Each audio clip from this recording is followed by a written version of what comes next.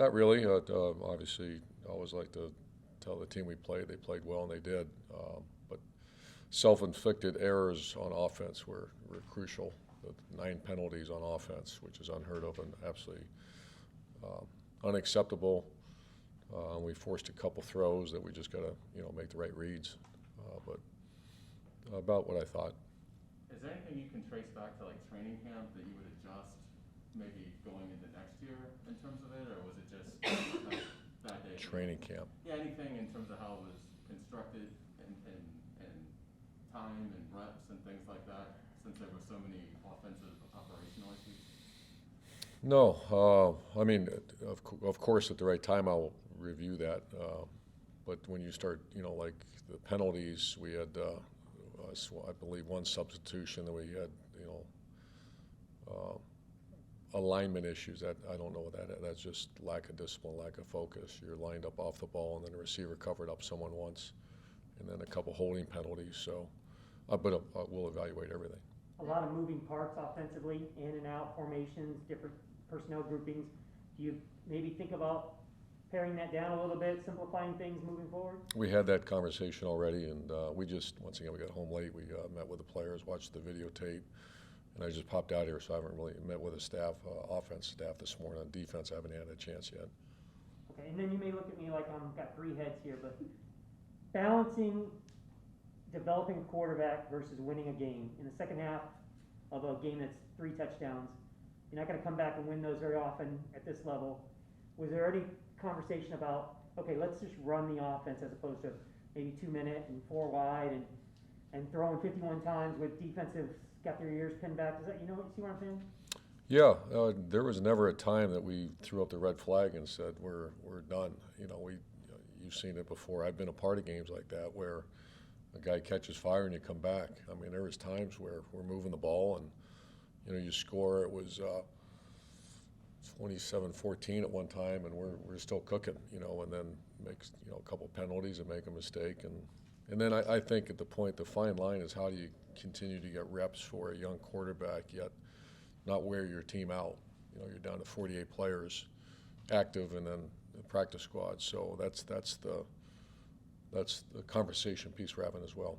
I know you said you haven't talked to defensive coaches yet, but only 1 sack for Josh, and or 1 sack total, and it was for Josh pretty early on. Were you able to diagnose maybe why there wasn't? We had 3 times we had him in our grasp, and he ran out, and 2 of them became big plays, and he got the ball out just on nick of time. So obviously you'd expect more sacks than that, but also understanding who you're going against, it makes you aiming for the right shoulder. He spun out of it a couple times, but 3 times we had him wrapped up, and one, they just made a great play, launched it on the field, and the guy went up and made a play. And there's other one was a pressure, and right in his face, and he got it out, and the guy made another play that we should have, 50-50 ball. What do you tell those edge rushers, Caleb, Josh, when you watch the tape and you see that? What do I tell them?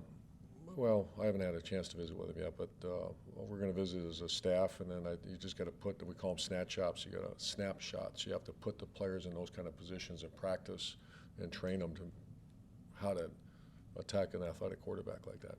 Coach, the interceptions that Trevor had, are they, in looking back, are they easily correctable? Yeah. You talk about rookie mistakes, and does he probably know by now where things went wrong? I would think he would after this meeting they just had as a quarterback room and unit room. I talked to him after the game, and after watching the film, those are very correctable, and he'll be the first one to correct them. In the secondary, Andrew Wingard gets a start. Andre came in halfway, 3rd quarter-ish. What did you see at that second safety position opposite Rayshon? Yeah, Cisco's really coming on. He's the guy that we were told when we drafted him, we really thought highly of him, we still do, is that he had that ACL, so he still, was a little bit on a pitch count during training camp. Wingard was the most consistent throughout.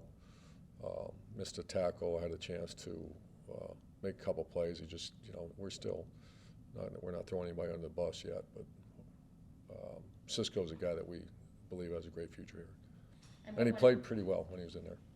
And what went into the inactives? I know obviously Walker, Jay Tufele were among the inactives. What went into the decision-making process there? Oh, Well, with, a lot of time was spent on Chappelle versus another D lineman. We just feel they have a very good returner. One of the bright spots was that returner they have is outstanding. And we kept him in check all night. Our punt team was, I think, 50-yard average and 48-yard net.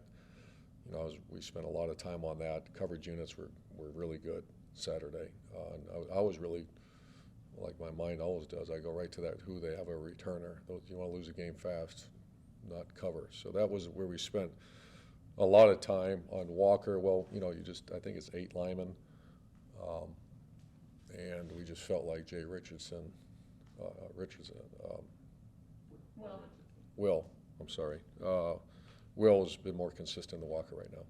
Urban, is there anything you learned from your first NFL game in particular? Yeah, it's when you're playing, I always tell people, I've always told teams that when talent becomes equated, it's the margin of error is there is no margin for error. You're sitting there driving the ball. It's I want to say it's 14-7, and we get a 13-yard run, and the back judge throws a flag in there that we get a holding penalty. It goes back to 1st and 20, and then I just watched it. We went through it again. I was watching with Trent, and another time, guys, just the margin of error. You have a nice run, another flag pops out there, then all of a sudden another pick. So it's just consistency, and any time you're facing talented teams, the margin of error is very minimal. Just 5 carries for James. I know you just alluded to several of them got called back. What was your conversation with him after the game? I've not had that conversation with James, but he's a guy we believe in. Him and those two actually played. Had a couple drop passes, but I thought Carlos ran the ball really hard. I thought overall we ran the ball at one point. Someone was saying 6 yards per carry. We were running the ball, and those damn penalties.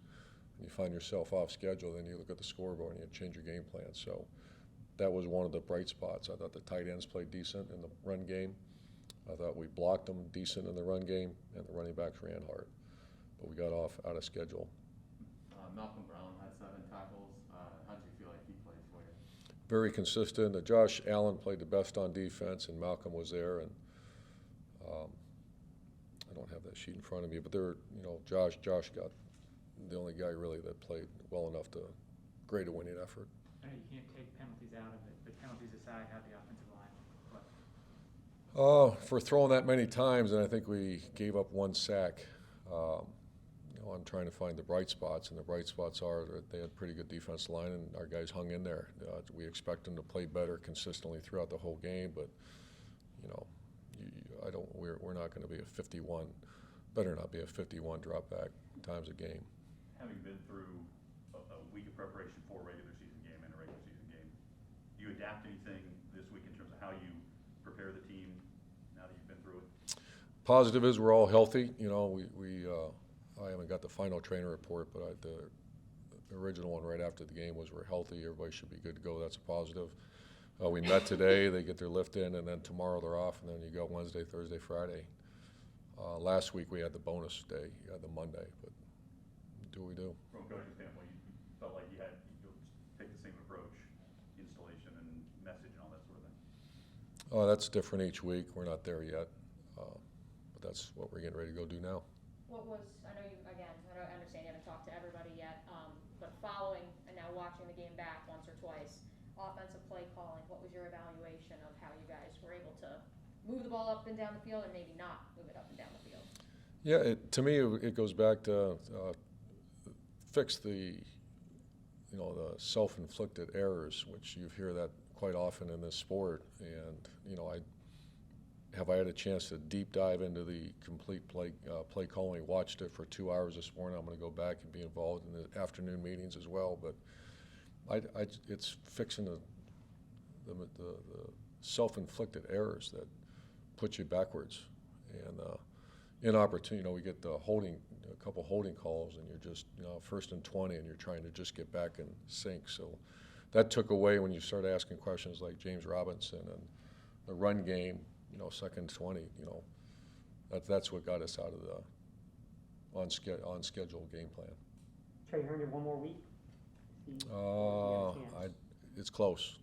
Once again, I'll be in there in a minute. You Does mentioned that- fixing those errors. Is it as easy as just spending one practice working on that? Nothing's easy, but it's discipline. It's, power of the unit, we call it. It's the coach in charge of that unit, spending time and making sure that we get those things, I always ask, I know it happened, but why? Was it some call in that game plan that made that happen, or just lack of discipline? Like, why was we get a couple times the tackle? Well, it turned out the guard was a little bit back too far, and that's how the tackle gets lined up. So those are all things you got to work through and get fixed. Did you think Agnew had chances in the punt return game? How did you think he did? Yeah, I don't think we hit one. I'm just trying to, you catch me off guard with that. Did he have a few chances? No. It just seemed like it was maybe, again, novice, more side to side, not getting upfield, but I didn't know if that caught you Yeah, or to not. be honest, I haven't got deep into that yet. Okay.